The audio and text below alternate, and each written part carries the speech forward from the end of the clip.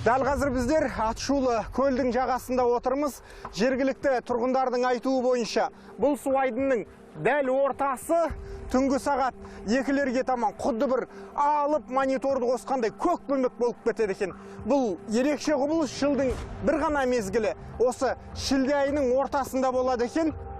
Расымен қызық дүние. Ол үшін сол аса керемет құбылысты көру үшін, куә болу үшін жел болу керек және ай туу керек дейді. Дәл қазір самал жел бар, кішігірім.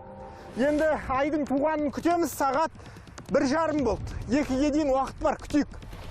Күтіп отырмыз, бірнеше сағат тостық, ештеме байқалмайды. Ай да жарқырап төбеге шықты. Жоқ, үміт үзіле бастады.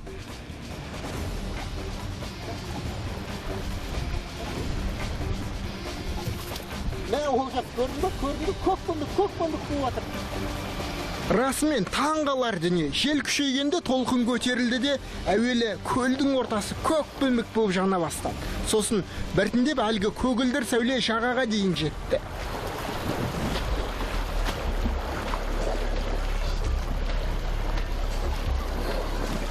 Қызық кәдімгідей.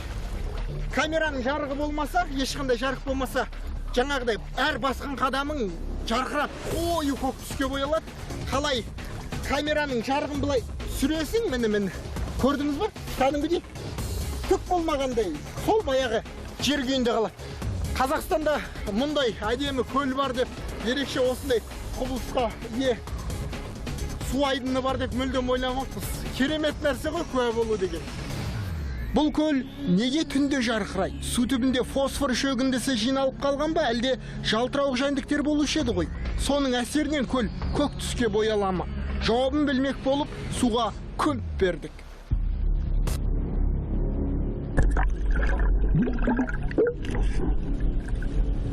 Көлді көк түске бояйтын мынадай зат екен. Былайғы кезде су астында жатады. Қатты толқын оны көтеріп жібереді екен.